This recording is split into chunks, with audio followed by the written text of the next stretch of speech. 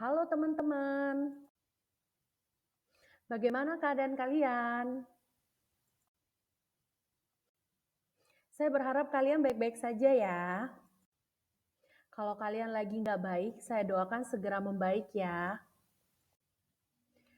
Saya sering melihat di luar sana, orang lebih senang menghabiskan waktu di luar rumah dengan teman-teman daripada dengan orang-orang yang ada di rumah.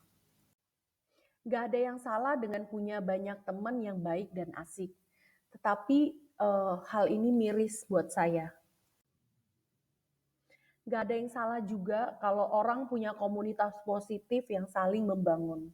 Itu bagus teman-teman. Satu hal yang harus terus diingat, manusia nggak akan bisa hidup sendiri.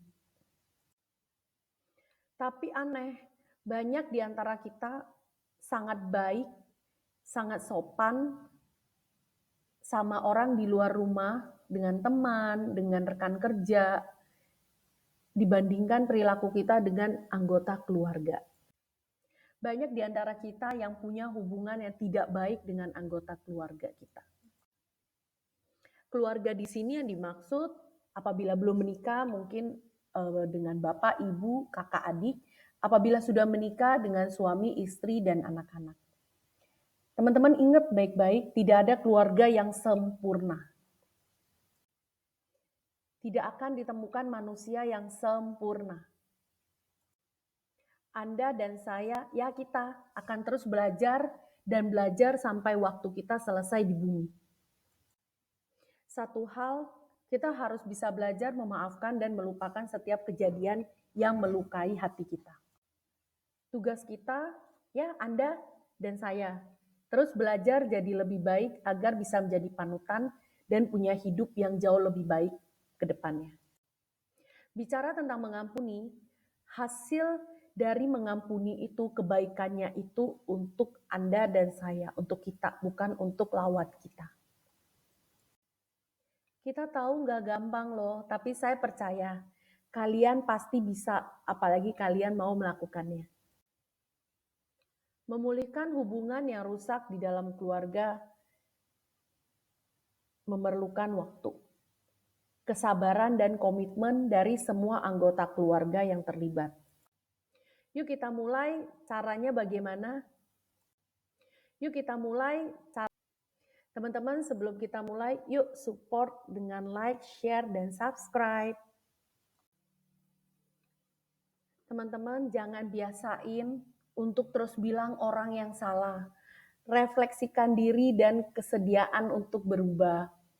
Ambil waktu, teman-teman, ambil waktu untuk memperbaiki hubungan yang rusak di dalam keluarga adalah dengan melakukan refleksi diri.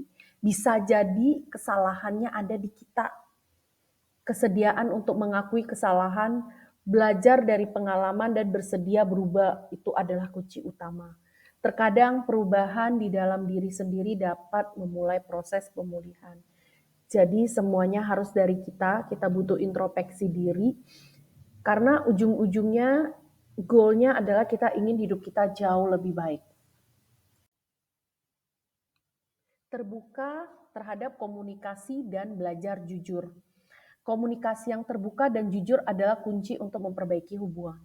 Luangkan waktu untuk duduk bersama dan bicarakan mengenai perasaan, keprihatinan, dan harapan masing-masing. Ingat ya teman-teman, gak pakai emosi. Kalau masih emosi, kalau hatinya masih panas, mending diundur dulu, cari waktu yang tepat untuk duduk bareng dan berkomunikasi. Komunikasi yang terbuka dan jujur merupakan fondasi penting untuk memperbaiki hubungan. Ajak anggota keluarga untuk berbicara secara terbuka tentang perasaan, kekhawatiran, dan harapan masing-masing.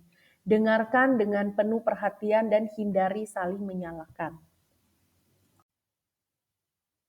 Dengarkan dengan empati, dengarkan dengan sungguh-sungguh apa yang dikatakan oleh anggota keluarga lainnya.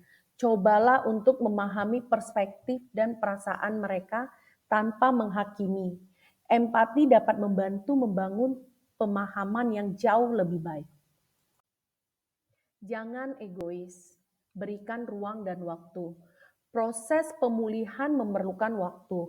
Beri ruang dan waktu kepada anggota keluarga untuk memproses emosi dan menyembuhkan luka. Hindari mengharapkan perubahan instan dan bersabarlah dalam perjalanan ini. Membangun hubungan yang sehat juga melibatkan menetapkan batasan yang jelas. Diskusikan dan sepakati batasan-batasan yang membuat semua anggota keluarga merasa nyaman. Hal ini dapat menciptakan lingkungan yang lebih aman dan mendukung.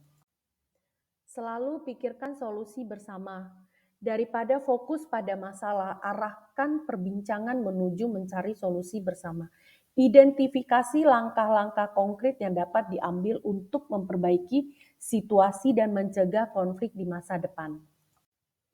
Kunci penting dari memulihkan hubungan keluarga itu adalah meminta maaf dan memaafkan.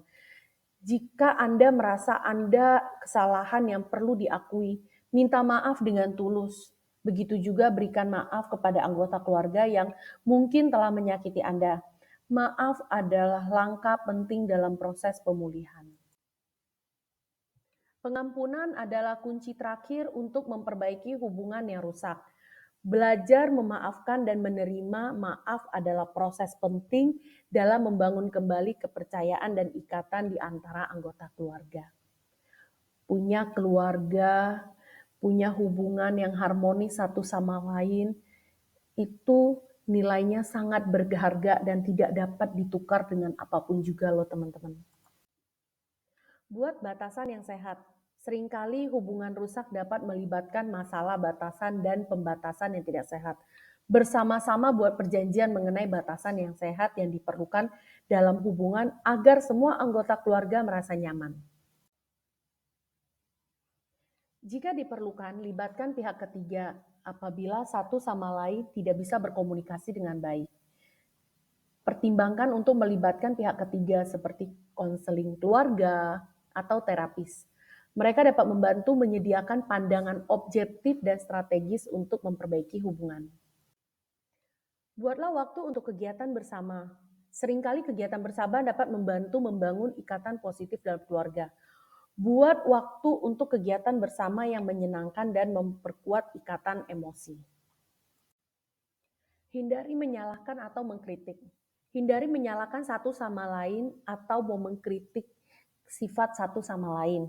Fokuslah pada pembicaraan yang membangun dan hindari kata-kata atau tindakan yang dapat memperburuk situasi. Jagalah kesabaran.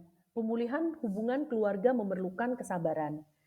Perubahan tidak terjadi dalam semalam dan setiap anggota keluarga mungkin memiliki waktu yang berbeda-beda dalam proses pemulihan. Ingat baik-baik ya teman-teman bahwa setiap keluarga memiliki dinamika dan tantangan uniknya tersendiri. Kesabaran, komitmen, dan kerjasama dari semua anggota keluarga akan menjadi faktor penting dalam memulihkan hubungan yang rusak. Perlu diingat baik-baik ya teman-teman, proses ini tidak bisa instan. Untuk memperbaiki hubungan keluarga memerlukan usaha dan komitmen dari semua pihak. Dengan langkah-langkah yang tepat, seperti tadi cara-cara yang sudah saya sharingkan, kita dapat menciptakan keluarga yang saling mendukung dan bahagia. Saya berdoa, saya berharap apa yang saya sampaikan, apa yang saya sharingkan bisa membantu teman-teman memulihkan hubungan dengan anggota keluarga dengan lebih cepat dan punya kualitas hidup yang jauh lebih baik. Terima kasih teman-teman, sampai ketemu di video saya berikutnya. Semoga setiap video yang saya buat bisa bermanfaat buat teman-teman. Dah.